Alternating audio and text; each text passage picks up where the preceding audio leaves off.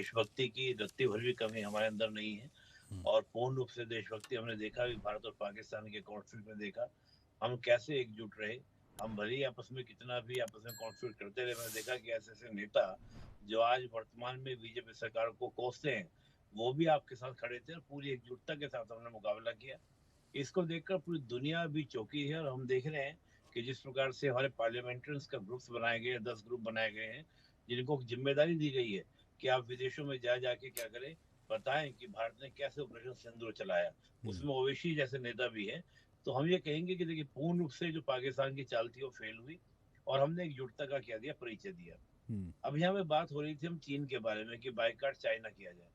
देखिए जब boycott China की हम बात करते हैं तो चाइना और इंडिया का जो ट्रेड है उस ट्रेड में हम चाइना से बहुत सारा रॉ मटेरियल लेते हैं और उस रॉ मटेरियल का हम मैन्युफैक्चरिंग करके उसको हम एक्सपोर्ट भी करते हैं। जैसे हम बात करें मेडिसिन सेक्टर की, फार्मा सेक्टर की, फार्मा सेक्टर से इंडिया इतना कमाता है और वो मोस्टली आपका चाइना के रॉ मटेरियल से आता है। चाइना का हम लोग कच्चा माल लेते हैं उस दवाई को बनाने के लिए, उसका हम पूरी वर्ल्ड में सप्लाई करते हैं। अफ्रीकन देशों में बहुत बड़ी सप्लाई हमारी है। देखिए क्या है कि मैं समझता हूँ कि इंटरनेशनल रिलेशन को थोड़ा समझने के लिए हमको समझना पड़ेगा। देखिए चाइना के साथ आपके जो संबंध रहे 1962 में हमारा वॉर हुआ था, उससे पहले संबंध ठीक थे। 62 के बाद भी संबंध बेटर हुए। चाइना का जो ये अग्रेशन आप देखते हैं जो लगातार चल रहा है और पाकिस्तान को एज ए प्रॉक्सी यूज कर रहा है अगेंस्ट ऑफ इंडिया, उसका रीजन क्या था कि जब चाइना और में दोनों के बीच में इकोनॉमिकल गैप बहुत बड़ा हुआ। हम 4 ट्रिलियन के आज हैं, वो 18 ट्रिलियन को क्रॉस कर रहा है। तो तब से चाइना को लगा कि हम कहीं ना कहीं इंडिया जो है चीन का कुछ बिगाड़ नहीं पाएगा, एक बड़ा गैप हो चुका है। तब से चीन ने इंडिया के अगेंस्ट एग्रेशन दिखाना शुरू किया। नहीं तो आप देखेंगे 2005 से अभी जैसे बात चल रही है कांग्रेस के हमारे प्रवक्ता कह रहे थे 2005 में तो स्थिति ये होती थी कि चाइना हमारी बाउंड्री में आता था, 3 3 4 4 दिन तक तंबू लगाकर पिकनिक बनाकर वापस चला जाता था। 2013 में भी चौमार में ये आया था। ऐसी और भी बहुत से सेक्टर्स में आया था। और रही बात अरुणाचल प्रदेश में नाम बदलने की, अरुणाचल प्रदेश का नाम पहले नेफा हुआ करता था, हमने उसका नाम अरुणाचल प्रदेश रखा ताकि हमारी कल्चर इंटरलिंक उसका क्या जुड़े। तो नेफा पे उसका दावा बहुत पहले से है और केवल नेफा पे फोकस नहीं है, उसका जो फोकस है वो त्वांग पर है। मामला क्या है कि भारत सरकार की नीति चाहे वो पाकिस्तान को लेकर हो, चीन को लेकर हो, मैं मानता हूं कि अपने दौर की सबसे बेटर पॉलिसी है। हमने पाकिस्तान को घेरने के लिए बाल्कनाइजेशन एक वर्ड यूज करते हैं इंटरनेशनल रिलेशन में।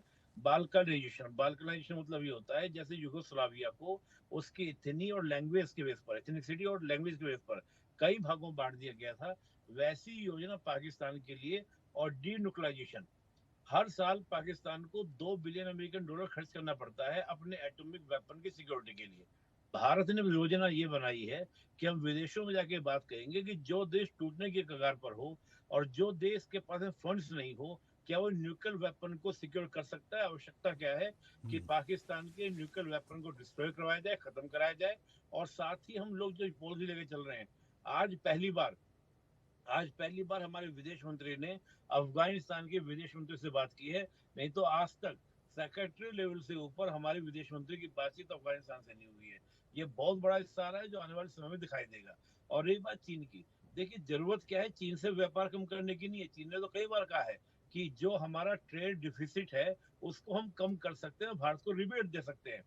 चीन के साथ आवश्यकता क्या है कि चीन की जो दुबती नसें हैं उनको और ज्यादा मजबूती से उठाने की जरूरत है, चाहे वो ताइवान हो, वियतनाम हो, फिलीपींस हो यस। या मंगोलिया हो, जितने आपके सराउंडेड है, जिसको हम लोग बोलते हैं diamond necklace policy of India. India ने एक पॉलिसी अपनाई है कि चाइना के चारों सराउंडेड जो कंट्रीज हैं उनसे घेरने की नहीं थी। मैं मानता हूँ थोड़ा सा और कदम बढ़ाना चाहिए। अब तक हमने ताइवान को अपने यहाँ पे क्या काउंसुलेट की अनुमति दी है, ताइवान को एज ए मान्यता देकर एम्बेसी खोल देनी चाहिए। तो जब तक आप काउंटर उस हिसाब से नहीं करेंगे, और इंटरनेशनल रिलेशन में एक पॉलिसी होती है कि आपको यहाँ पर एक दूसरे की जरूरत पड़ती है। आवश्यकता क्या है कि मोडस विवेंडी की, जब तक आपके देशों के बीच में मोडस विवेंडी नहीं होंगे, नए एंगेजमेंट नहीं होंगे, तब तक आप चीन को मैनेज नहीं कर पाएंगे। और याद रखिएगा अभिषेक जी, मैं मानता हूं कि पाकिस्तान ज्यादा खतरनाक है चीन के मुकाबले। चीन भली ताकतवर ज्यादा है लेकिन चीन का सपना केवल भारत को कंट्रोल करना नहीं है, चीन का सपना पूरी दुनिया पर राज करने का है। पाकिस्तान का तो एक ही सपना है, भारत को बर्बाद करना। तो पाकिस्तान के साथ टैकल करने की रणनीति अलग है, चीन के साथ टैकल करने की रणनीति अलग है। पाकिस्तान के दो ही इलाज हैं, पाकिस्तान के टुकड़े किए जाएं और उसको डीन्यूक्लियराइजेशन किया जाए। और आप देखिएगा डीन्यूक्लियरेशन के लिए हमने आईए जो हमारा अंतर्राष्ट्रीय परमाणु एजेंसी उसमें प्रस्ताव भेज दिया है कि क्या पाकिस्तान आपको लगता है सक्षम है। और जिस प्रकार के लीकेज की रिपोर्ट आई उसके बाद तो और ज्यादा हम अग्रेसिव स्टैंड रखेंगे पाकिस्तान के ऊपर। और जो पीएम मोदी ने कहा था, पीएम साहब ने कहा था कि जो ब्लैकमेलिंग करता है पाकिस्तान, न्यूक्लियर ब्लैकमेलिंग, वो नहीं चलेगी। ये सारा सीधा सीधा उसी ओर था। तो मैं मान के चल रहा हूँ कि बड़े स्टेप लिए जा रहे हैं। ठीक है। तूफान के आने से पहले की शांति है। पाकिस्तान भी इस बात को समझ रहा है, अमेरिका भी समझ रहा है।